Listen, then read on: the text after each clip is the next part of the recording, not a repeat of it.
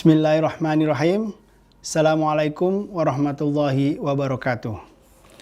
Pemirsa sekalian, selamat berjumpa lagi di tutorial Lab Film Vkom Unisba. Kali ini saya akan membawakan tutorial mata kuliah Wirausaha Komunikasi atau yang biasa disebut dengan Wirkom. Mata kuliah ini merupakan mata kuliah wajib karena akan memberikan dasar-dasar kepada mahasiswa bagaimana menjadi seorang entrepreneur. Baiklah, untuk mata kuliah ini, sebagaimana mata kuliah yang lain, kita akan bagi menjadi 14 pertemuan. Nah, tentunya dari 14 pertemuan ini, kemungkinan per pertemuan kita akan bagi menjadi beberapa segmen. Tergantung dari banyak tidaknya materi tentunya.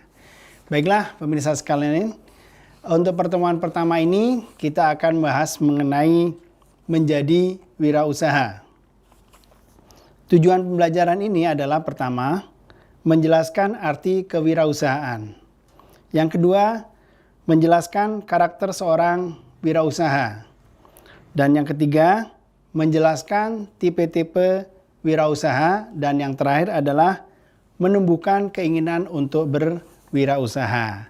Nah, nanti masing-masing poin ini akan kita bahas satu persatu. Dan tentunya dalam mekanisme perkuliahan, kemungkinan nanti juga ada tugas-tugas yang tentunya harus Anda kerjakan. Baik, pemirsa sekalian, untuk pendahuluan kita akan bicarakan tentang arti seorang wirausahawan. Seorang wirausaha, pertama, dia harus menggeluti usaha tidak sekadar ala kadarnya, tetapi dengan keberanian, kegigihan, sehingga usahanya tumbuh. Baik ya. Kemudian yang kedua, bersahabat dengan ketidakpastian. Dan yang ketiga, seorang wirausaha menjalankan usaha yang real, bukan yang bersifat spekulatif. Nah, saudara sekalian, tentunya kita akan bahas satu persatu berikut ini. Pertama, menggeluti usaha tidak sekedar ala kadarnya, tetapi dengan keberanian, kegigihan, sehingga usahanya tumbuh. Nah, ini tentunya motivasi yang paling awal. Jadi ketika Anda semua akan terjun menjadi seorang wirausaha, pertama yang perlu diingat adalah jangan ala sekedarnya atau ala kadarnya. Sering kadang-kadang orang menjalankan usaha ini sebagai sampingan. Selamanya kalau menjadikan usaha ini sebagai sampingan, tentunya tidak akan berhasil. Makanya satu hal, ketika Anda akan terjun menuju sebuah usaha, tentunya jangan ala kadarnya, tapi dengan pasti, dengan kegigihan tertentu, dengan kerja keras, dan akhirnya ujungnya adalah tumbuh. Karena apapun jenis usahanya, yang penting adalah tumbuh. Bukankah kita selalu juga berproses dari yang tidak ada menjadi ada? Bukankah dari kecil juga kita tumbuh ya? Dari bayi, kemudian batita, balita, kemudian remaja hingga dewasa. Tentunya tumbuh adalah sunatullah yang memang setiap orang akan mengalami. Jadi ingat, intinya adalah tumbuh. Persoalan tumbuh tentunya tergantung dari usaha keras kita. Ada yang sebuah usaha itu tumbuhnya cepat. Ada juga tentunya yang tumbuhnya lambat. Ini tentunya disesuaikan dengan kerja keras kita masing-masing. Yang kedua, bersahabat dengan ketidakpastian. Ingat satu hal, seorang wirausahawan harus akrab dengan ketidakpastian. Itu artinya apa? Artinya kalau kita menekuni sebuah usaha, tentunya semuanya itu tidak pasti. Bisa jadi ketika kita berusaha keras, kita gagal. Bisa jadi ketika kita udah invest banyak uang, ternyata usaha kita gagal. Itu artinya kita berada pada aspek atau yang disebut dengan ketidakpastian. Bayangkan ketika suatu saat Anda dihadapkan pada dua pilihan. Pertama menjadi karyawan dan kedua menjadi wirausahawan. Seorang karyawan itu pasti dia dekat dengan kepastian. Karena apa? Karena ketika dia bekerja setiap hari di sebuah perusahaan atau lembaga, tentunya akhirnya setiap awal bulan dia mendapatkan gaji. Ini adalah sesuatu yang pasti. Tapi jika Anda menjadi seorang wirausahawan, itu selalu Anda akrab dengan ketidakpastian. Bayangkan ketika Anda sudah aktif, sudah menginvest uang banyak, tapi ternyata usaha Anda gagal. Itu artinya Anda tidak pasti. Nah, inilah yang menjadi opsi dalam kehidupan ini. Apakah Anda akan terjun menjadi seorang karyawan atau Anda tadi ingin menjadi seorang wirausahawan. Dan yang ketiga adalah menjalankan usaha secara real, bukan spekulatif. Itu artinya apa? Artinya dalam kehidupan sehari-hari kita akan menemukan dua jenis usaha. Pertama, usaha yang sifatnya real, dan yang kedua usaha yang sifatnya spekulatif. Nah, nanti berikut ini kita akan bahas bersama mengenai apa itu usaha real dan apa itu usaha spekulatif.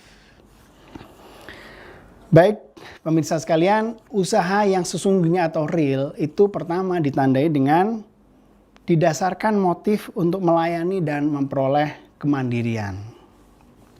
Semua usaha itu sifatnya melayani. Saya ingat dulu ketika kecil bagaimana saya mendampingi orang tua untuk berjualan di pasar. Itu jelas kita itu melayani pembeli.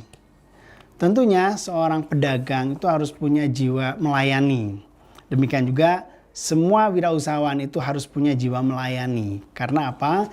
Karena semua bisnis itu sifatnya melayani. Melayani untuk mendapatkan apa? Untuk mendapatkan kemandirian.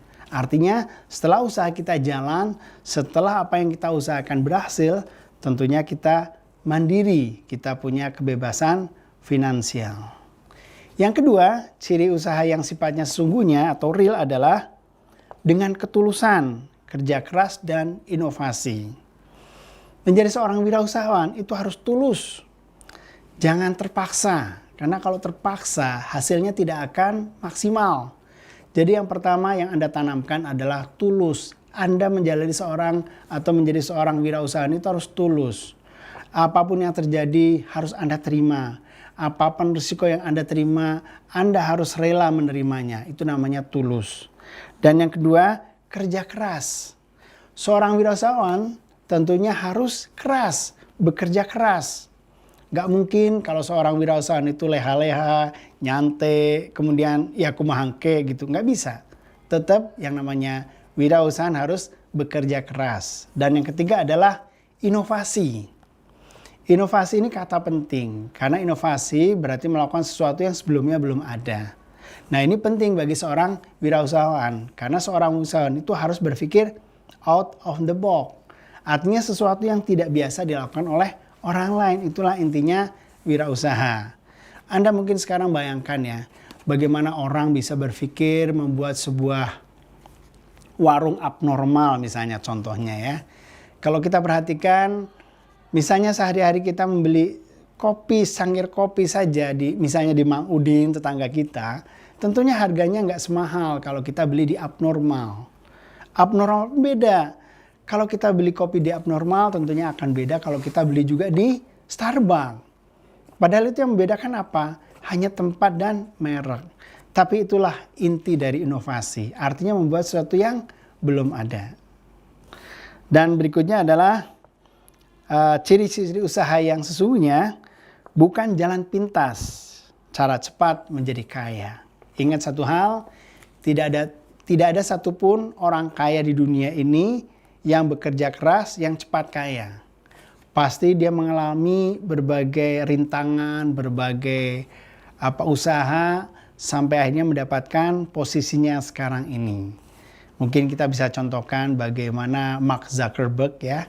Dia penemu Facebook. Dia awalnya hanya iseng-iseng.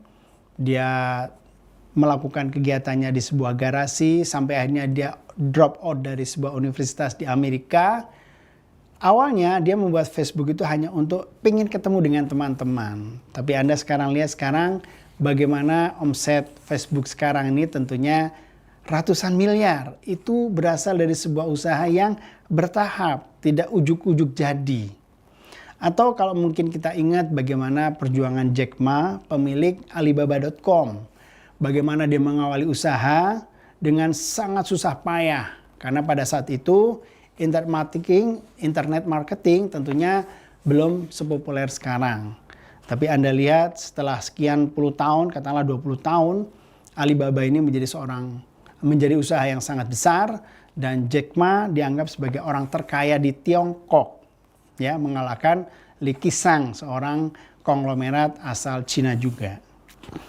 Berikutnya, usaha yang sesungguhnya juga termasuk membangun secara bertahap. Tadi saya sudah sempat sebutkan bahwa segala usaha yang sekarang jadi itu tentunya dibangun secara bertahap.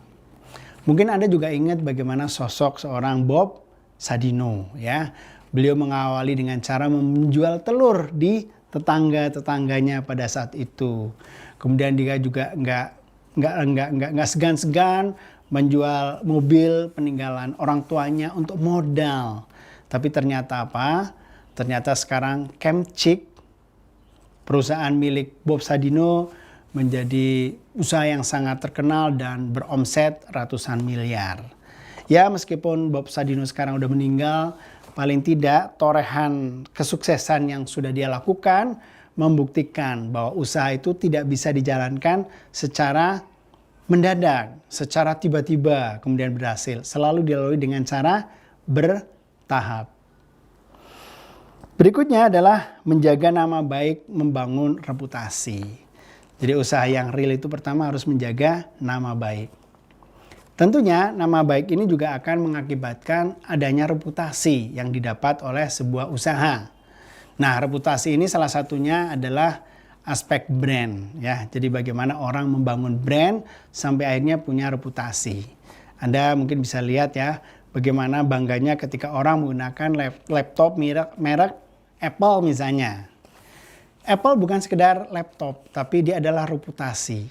Jadi orang yang membangun laptop merek Apple, diantaranya adalah Steve Jobs, ini tentunya tahu betul makna dari nama baik dan reputasi. Demikian juga produk-produk lain, gitu ya. Dan selanjutnya, usaha yang sesungguhnya itu bukan sekadar passive income, tapi juga real income. Persoalannya, apa sih bedanya antara passive income dan real income? Nah, yang dimaksud dengan income itu adalah satu penghasilan yang mana kalau kita tidak bekerja, uang itu akan datang ke kita. Contohnya misalnya sebagai seorang penulis. Penulis itu mendapatkan passive income dari royalti yang dia dapat setiap 6 bulan sekali.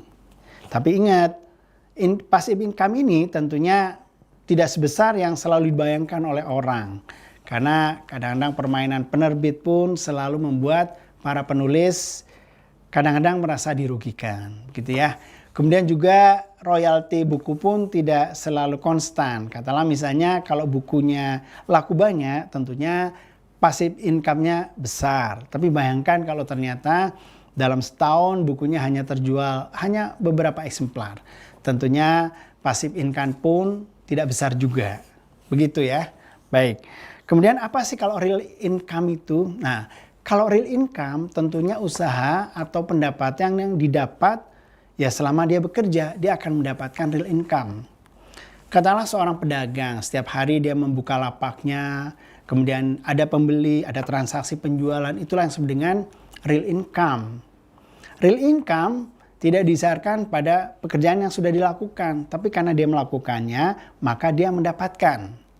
Nah, yang saya bilang tadi, tentunya real income ini akan lebih jelas dalam konteks wirausaha komunikasi dibanding passive income. Karena tadi kalau passive income tentunya sifatnya sangat spekulatif.